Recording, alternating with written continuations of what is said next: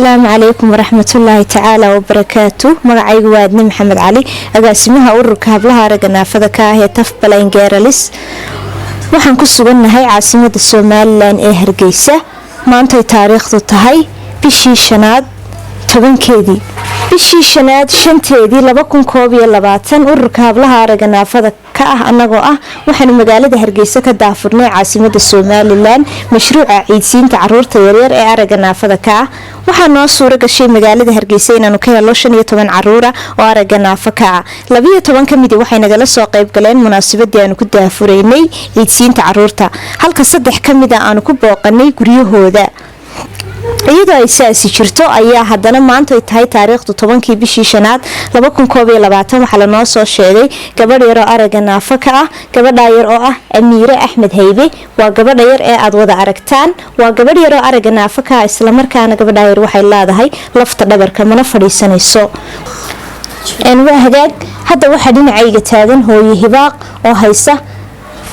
Amiire Axmed Haybe waxaana guddoonsiin doonaa $50 ee aan ugu talagalay munaasabada Ciid al-Fitriga inuu ku yido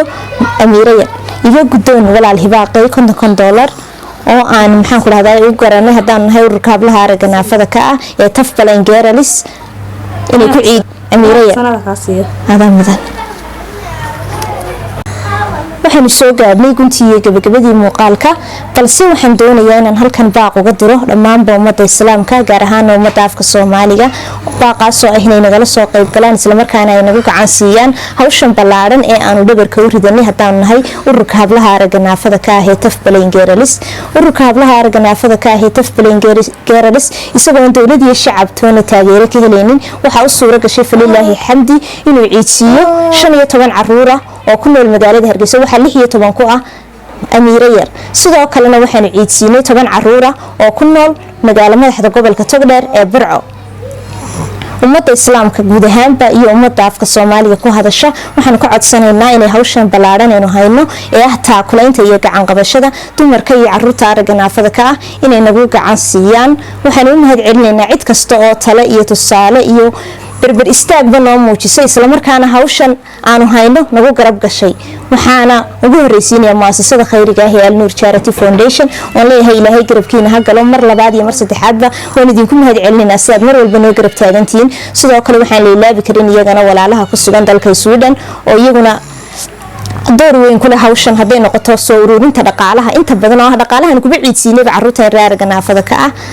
door weyn ku leh waxaan leenahay taariikhda haydan xusto sidoo kale waxaan mahadcelinayaa afayeenka iyo isku xidhaha ururka hablaha araganaafada ka ah tafbalan geeralis walaashay hoodo Maxamed Iidaan hoodo lamaanaha indhaala iyo saygeeda oo aan oran karnaba waa mishiinka iyo maskaxda ay hawshan kuba socotaba waxaan leeyahay walaal Ilaahay miisaanka xasanaadka haydin ku daro insha Allah bidilaahi kariim waxaan rajaynayaa bulshada islaamka iyo bulshada Soomaaliyeed ee dhanina inay hawshan nagu gacan siin doonaan inay nagu garab gali doonaan haday tahay dawlad iyo shacab iyo ganacsato anagoo aad uga xunnaanaan taageeradii aan uga baahnay dalkayga iyo dadkayga toona aan helin aad iyo aad dhamaantiin wada mahadsantiin baan leeyahay dadkan xusay muuqaalka xigeentan isku iman doona waxaan idinkaga tageynaa sidaas iyo assalaamu calaykum waraxmatullaahi tacaala wa barakaatuh